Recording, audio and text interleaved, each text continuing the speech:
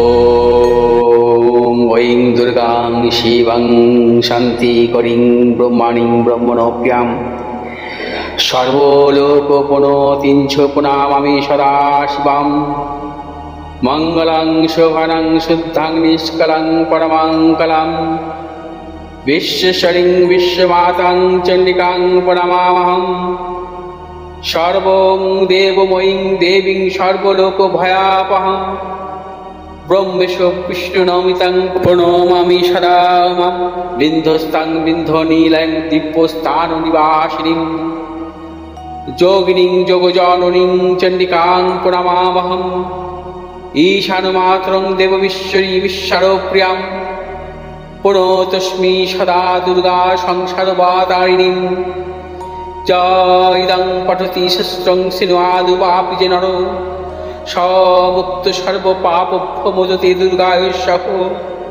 ॐ आयुर्देहि यशो देहि भाग्यं भगवती देहि मे पुत्रां देहि धनं देहि सर्वान् कामश्च देहि मे प्रचण्डे पुत्रदे नित्यं सुप्रीतिशिरोनायिके कुलोत्पत्तिकरे चक्रे जयं देहि नमोस्तुते। रुद्रचण्डी प्रचण्ड सायिषी प्रचण्ड बलशालिनी रक्षमां सर्वतो देवी विश्वेश्वरी नमोस्तुते। दुर्गे तारिणी दुर्गे तं सर्वाशुभानिवारिणीं धर्मार्थ मोक्षदे देवी नित्यं मे वरदा भव। दुर्गे दुर्गे महाभागे ताइमां शङ्करे प्रिये महिषासिंहमदोमत्ते प्रणतोऽस्मि प्रसीद मे। हरो पापं हरो क्लेशं हरो शोकं हरात्मकं हरो रोगं हरो क्षोभं हरो मारि हरि प्रिय। নমস্কার দর্শক, পণ্ডিতজি ভিঘুশ্রী জাতক বলছি। 11ই নভেম্বর থেকে 11ই মার্চ দেবগুরু বৃহস্পতি বকরি থাকবেন, অর্থাৎ 11ই নভেম্বর 2025 সাল থেকে 11ই মার্চ 2026 সাল 120 দিনের জন্য দেবগুরু অর্থাৎ বৃহস্পতির এই বকরি অবস্থার জন্য কি কি সমস্যা আসতে পারে এবং কোন কোন রাশির জাতক জাতিকাদের ক্ষেত্রে অশুভ প্রভাব বা শুভ প্রভাব কাদের ক্ষেত্রে আসতে পারে। বকরি গ্রহ যে সর্বক্ষেত্রে অশুভ ফল দেয় সেটাও নয়, বকরি গ্রহ কখনো কখনো শুভ ফলও দেয়। শুভ গ্রহ বকরি সেক্ষেত্রে কিন্তু সব ক্ষেত্রে যে সমস্যা দেবে সেটা কিন্তু নয়, কারণ আমরা দেখেছি জন্মকালীন যদি শুভ গ্রহ দুস্থানগত বকরি থাকে তাহলে তার মহাদশায় অশুভ ফল দেয়, বা গোচরে যখন বকরি হয় তখন অশুভ ফল দান করে। দেবগুরু বৃহস্পতি আমাদের জ্ঞান, পাণ্ডিত্য, বিদ্যা, কর্ম, অর্থ, ভাগ্য নিয়ন্ত্রণ করে। দেবগুরু বৃহস্পতি সন্তান ভাগ্য নিয়ন্ত্রণ করে, অর্থাৎ দেবগুরু বৃহস্পতি যদি জন্মকালীন জন্মছকে শুভাবস্থা থাকে সেই জাতক জাতিকার জীবনে ভাগ্যোন্নতি ঘটে, সম্মানজনক কর্মজীবন হয়, সে জাতক জাতিকা বিদ্বান, মেধাবী এবং উচ্চ শিক্ষা আসে, সে জাতক জাতিকা বিজ্ঞান ক্ষেত্রে সাফল্য পায়, গবেষণামূলক পড়াশোনার ক্ষেত্রে সাফল্য পায়, চিকিৎসা শাস্ত্রে সাফল্য পায় এবং ক্রিয়েটিভ শিল্পকলা জগতেও সে সাফল্য পায়। দেবগুরু বৃহস্পতি শুভ অবস্থা থাকলে তার সন্তান ক্ষেত্রে অর্থাৎ সন্তান নিয়েও তার কিন্তু সাফল্য আসে, এবং দেবগুরু বৃহস্পতি সর্বক্ষেত্রে সাফল্য দান করে যদি জন্মছকে শুভ অবস্থা থাকে। এবং বৃহস্পতি যদি শুভ অবস্থা থাকে তবেই তার মহাদশায় চূড়ান্ত সাফল্য দিতে পারে বা অন্তর্দশায় চূড়ান্ত সাফল্য দিতে পারে। বৃহস্পতি যদি কখনো অশুভ থাকে সেই জাতক জাতিকার জীবনে কিন্তু সংগ্রামের হয়, নানাবিধ প্রতিকূলতা হয় আসে, এবং তার কিন্তু ভাগ্য বিড়ম্বনাও ঘটে জীবনে, এবং তাকে প্রতিনিয়ত লড়াই করে কিন্তু জীবনে প্রতিষ্ঠিত হতে হয়। অর্থাৎ দেবগুরু বৃহস্পতির ভূমিকা একটি রাশিচক্রের সর্বাধিক সর্বক্ষেত্রে কিন্তু দেখা উচিত, এবং দেবগুরু বৃহস্পতি যদি শুভ অবস্থা থাকে তবেই সেই জাতক জাতিকার জীবনে কিন্তু সাফল্য মেলে। যেহেতু বৃহস্পতি 120 দিনের জন্য বকরি থাকবে, বৃহস্পতিকে দেখেছি আমরা কখনো কখনো যে বকরি অবস্থায় শুভ ফল দেয়, আবার অশুভ ফলও দান করে। কখন অশুভ ফল দান করে? যদি বৃহস্পতি যদি কেন্দ্র ভাবে থাকে, বকরি অবস্থায় জন্মকালীন লগ্নে, চতুর্থে, সপ্তম ভাবে, দশম ভাবে যদি বৃহস্পতি জন্মকালীন বকরি থাকে, যখন বৃহস্পতি গোচরে বকরি হয় বা বৃহস্পতির দশান্তর দশা চলে তখন সেই জাতক জাতিকা কখনো শুভ ফল পায় না। ধরুন কোনো জাতকের বা জাতিকার লগ্নভাবে বৃহস্পতি বক্রী অবস্থায় ছিল জন্মকালীন এবং তার বৃহস্পতির দশা অন্তর্দশা চলছে এবং বৃহস্পতি দশান্তর্দশা চলাকালীন তার ওই সময় বক্রী হলো বৃহস্পতি, সেই সময়টা সেই জাতক জাতিকার শারীরিক প্রতিকূলতা আসতে পারে প্রবলভাবে। ধরুন কোনো জাতক জাতিকার দশম ভাবে কর্মভাবে বৃহস্পতি জন্মকালীন বক্রী অবস্থায় ছিল, সেই জাতক জাতিকার বৃহস্পতির দশান্তর্দশা চলাকালীন যদি গোচরে সেই সময় যদি বৃহস্পতি বক্রী হয় তার কর্ম নাশ ঘটতে পারে। অতএব বৃহস্পতি কেন্দ্রভাবে বক্রী থাকলে তার দশান্তর্দশায় বা বৃহস্পতি যখন গোচরে বক্রী হয় তখন সমস্যার সৃষ্টি করে। বৃহস্পতি দুস্থানগত বক্রী থাকাও খুব খারাপ। ষষ্ঠ, অষ্টম, দ্বাদশ ভাবে বৃহস্পতি বক্রী থাকলে সে জাতক জাতিকার সাফল্য দেয় না, অর্থাৎ নানাবিধ প্রতিকূলতার মধ্যে চলতে হয়। বৃহস্পতির দশায় তার জীবনে নানা রকম প্রতিকূলতা আসে, বা বৃহস্পতি যখন গোচরে বক্রী হয় সেই সময় সাবধানতা অবলম্বন করতে হবে। দুস্থানগত বক্রী বৃহস্পতি জন্মকালীন থাকলে তার গোচরে যদি বৃহস্পতি বক্রী হয় সেটা কিন্তু মোটেই শুভ নয়। আবার কোনো জাতক জাতিকার যদি রাশির দুস্থানগত বক্রী থাকে বৃহস্পতি, তাদের ক্ষেত্রেও কিন্তু শুভ নয়। কিরকম? বৃহস্পতি বক্রী হবে কোথায়? বৃহস্পতি বক্রী হবে মূলত 11ই নভেম্বর থেকে 11ই মার্চ পর্যন্ত 2026। বৃহস্পতির বক্রী স্থান থাকবে কর্কট রাশি থেকে মিথুন রাশি, অর্থাৎ কর্কট রাশিতে বৃহস্পতি যখন বক্রী থাকবে তখন সিংহ রাশির জাতক জাতিকাদের দ্বাদশ ভাব অর্থাৎ দুস্থানগত ভাব, সেটা কিন্তু সিংহ রাশি জাতক জাতিকাদের পক্ষে শুভ নয়। আবার মিথুন রাশিতে যখন বৃহস্পতি বক্রী থাকবে তখন কর্কট রাশি জাতক জাতিকাদের দ্বাদশ ভাবে বৃহস্পতি বক্রী থাকবে, সেটাও কিন্তু কর্কট রাশি জাতক জাতিকাদের ক্ষেত্রে শুভ নয়। অর্থাৎ কর্কট রাশিতে যখন 11ই নভেম্বর থেকে বৃহস্পতি বক্রী হবে 5ই ডিসেম্বর পর্যন্ত কর্কট রাশিতে থাকবে বক্রী অবস্থায়, সেই সময় সিংহ রাশি জাতক জাতিকাদের ক্ষেত্রে অশুভ, সেই সময় ধনু রাশির জাতক জাতিকাদের ক্ষেত্রে প্রবলভাবে অশুভ, এবং সেই সময় মূলত কুম্ভ রাশির জাতক জাতিকাদের ক্ষেত্রে প্রবলভাবে অশুভ। অর্থাৎ 11ই নভেম্বর থেকে 5ই ডিসেম্বর পর্যন্ত বৃহস্পতি যখন কর্কট রাশিতে বক্রী থাকবে তখন সিংহ রাশি, ধনু রাশি এবং কুম্ভ রাশি জাতক জাতিকাদের ক্ষেত্রে মোটেই শুভ নয় 5ই ডিসেম্বর পর্যন্ত। আবার 5ই ডিসেম্বর থেকে 11ই মার্চ 2026 পর্যন্ত বৃহস্পতি মিথুন রাশিতে বক্রী থাকবে, সেই সময় কর্কট রাশি জাতক জাতিকাদের ক্ষেত্রে মোটেই শুভ নয়, কারণ আপনাদের রাশির দ্বাদশ ভাবে বৃহস্পতি বক্রী থাকবে।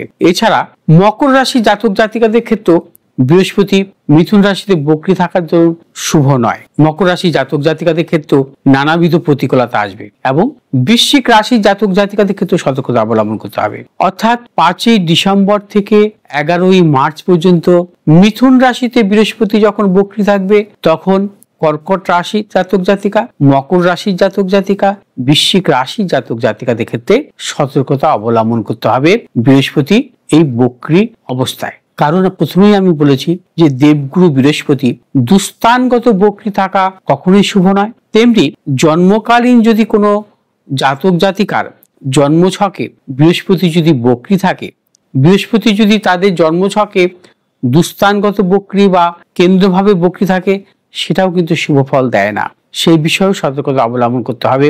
বৃহস্পতির বক্রী দশা কিন্তু মোটেই শুভ ফল আসে না। বৃহস্পতি বক্রী দশায় তার মানসিক বিড়ম্বনা আসে, শারীরিক ক্ষেত্রে বিড়ম্বনা আসে, কর্মক্ষেত্রে সম্মানহানি অপযশ আসতে পারে, অর্থনৈতিক উন্নতির ক্ষেত্রে ব্যাহত হতে পারে, ব্যবসায়ীদের ক্ষেত্রে নানাবিধ প্রতিকূলতা আসতে পারে। ব্যবসা ক্ষেত্রে সতর্কতা অবলম্বন করতে হবে। যে সমস্ত ব্যবসায়ী আকরিকগত ব্যবসা বা খনিজ ব্যবসা, ঔষধ মেডিসিন মূলক ব্যবসার সাথে যুক্ত আছেন বা খাদ্যদ্রব্য রিলেটেড কোনো ব্যবসার সাথে যুক্ত আছেন, এবং যে সমস্ত ব্যবসায়ী আমদানি রপ্তানিমূলক ব্যবসার সাথে যুক্ত আছেন তাদের ক্ষেত্রে সতর্কতা অবলম্বন করতে হবে। বৃহস্পতি বক্রী দশা চলাকালীন সে সমস্ত ব্যবসায়ীদের ভালো ফল দেয় না, এবং বৃহস্পতি যাদের জন্মছক অনুযায়ী নবম ভাবে বা পঞ্চম ভাবে বক্রী থাকবে তাদের ক্ষেত্রে শুভ ফল দেয়, অনেক ক্ষেত্রে শুভ ফল দেবে। নবম ভাবে বৃহস্পতির বক্রী থাকলে হঠাৎ হঠাৎ শুভ ফল আসে, অর্থাৎ ভাগ্যোন্নতিও ঘটে। তবে 11ই নভেম্বর থেকে 11ই মার্চ পর্যন্ত বৃহস্পতির এই যে বক্রী দশা চলবে সেটা কিন্তু মূলত আমরা দেখতে পাচ্ছি যে এই 120 দিনের জন্য বৃহস্পতি দুটো রাশির উপরে বক্রী থাকবে, এক কর্কট রাশি আর মিথুন রাশি, এবং এই দুটো রাশির উপরেই কিন্তু ভিন্ন ভিন্ন তার কুপ্রভাব থাকবে এবং সুপ্রভাবও থাকবে। সেক্ষেত্রে সতর্কতা অবলম্বন করতে হবে। তবে আমি একটা কথা বারবার বলবো যে শুভ গ্রহ বক্রী থাকা বিশেষ করে অধিকাংশ ক্ষেত্রে অশুভ ফল দান করে, বরং অশুভ গ্রহ বক্রী থাকলে শুভ ফল বেশি দান করে। শনি যদি কখনো বক্রী থাকে সেক্ষেত্রে দেখেছি আমরা যে অধিকাংশ ক্ষেত্রে শুভ ফল দেয়, যেহেতু শনি অশুভ গ্রহ। এবং মঙ্গলও কখনো কখনো বক্রী থাকাকালীন মঙ্গলও কিন্তু শুভ ফল দান করে কিছু কিছু রাশি জাতক জাতিকাদের ক্ষেত্রে, কিন্তু শুভ গ্রহ বক্রী থাকাকালীন কিন্তু অশুভ ফল সবচাইতে বেশি দেয়। অর্থাৎ বৃহস্পতি, শুক্র, বুধ এই তিনটি গ্রহ বক্রী চলাকালীন কিন্তু অশুভ ফল কিন্তু জাতক জাতিকার উপর বেশি কুপ্রভাব ফেলে। অর্থাৎ দর্শকবৃন্দ 11ই নভেম্বর থেকে 11ই মার্চ পর্যন্ত 120 দিনের দেবগুরু বৃহস্পতি যে বক্রী থাকবেন এবং সেক্ষেত্রে কোন কোন রাশি জাতক জাতিকাদের ক্ষেত্রে কুপ্রভাব পড়তে পারে সেটা নিয়ে আমি বিস্তারিত আলোচনা করলাম, এবং কোন সময় থেকে কোন সময় পর্যন্ত তাদের সমস্যা আসতে পারে এবং কিভাবে তারা সতর্ক থাকবে সে বিষয়ে আমি আপনাদের বললাম। তবে দেবগুরু বৃহস্পতি যখন বক্রী থাকবে তখন কতগুলো উপাচার আপনারা করবেন। বৃহস্পতিবার করে আপনারা কোনো হরি মন্দিরে বা বিষ্ণুর মন্দিরে আপনারা পুজো দেবেন। 120 দিনের মধ্যে যে বক্রী থাকবে অন্তত 3টে সপ্তাহে কমপক্ষে 3টে বৃহস্পতিবার কোনো গোবিন্দ মন্দিরে আপনারা নিরামিষ খেয়ে সেদিন পুজো দেবেন। হলুদ বস্ত্র পরে আপনারা শ্রী মন্ত্র পাঠ করবেন বৃহস্পতিবার করে 5 বার কমপক্ষে এবং 11 বারও করতে পারেন। হলুদ মিশ্রিত জলে স্নান করবেন বৃহস্পতিবার করে। আপনার বাড়িতে কোনো কলা গাছ আছে, আপনার বাড়িতে যদি কলা গাছ থাকে বা টবে অনেক সময় কলা গাছ থাকে অনেকের, হলুদ মিশ্রিত জল অর্পণ করবেন এবং কলা গাছে একটি হলুদ সুতো বেঁধে দেবেন এবং বৃহস্পতিবার করে হলুদ বস্ত্র পরিধান করবেন।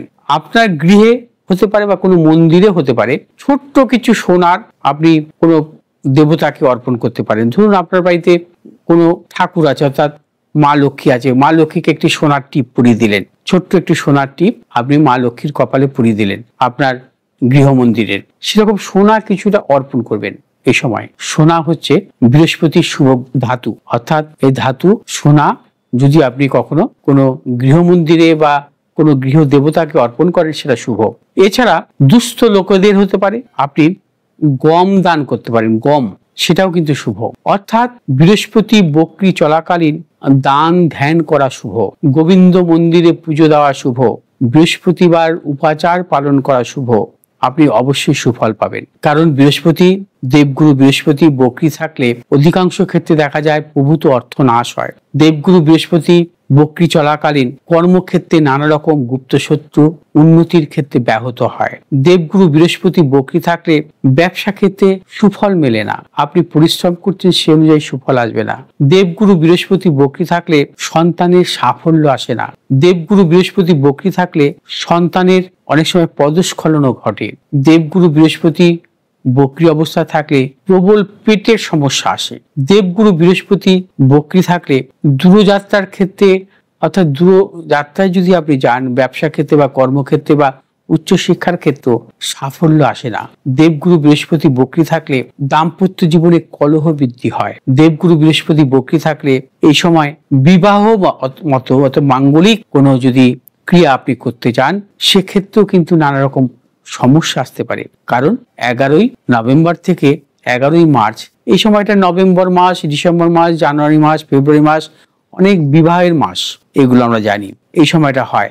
এবং এই সময়টা হচ্ছে এই 4টি মাস দেখা যায় যে অনেক মাঙ্গলিক ক্রিয়া হয়, শুভ কাজ, সে সমস্ত ক্ষেত্র কিন্তু ব্যাহত হতে পারে। সেটা আপনি আপনার অভিজ্ঞ জ্যোতিষীর পরামর্শ নিয়ে নেবেন।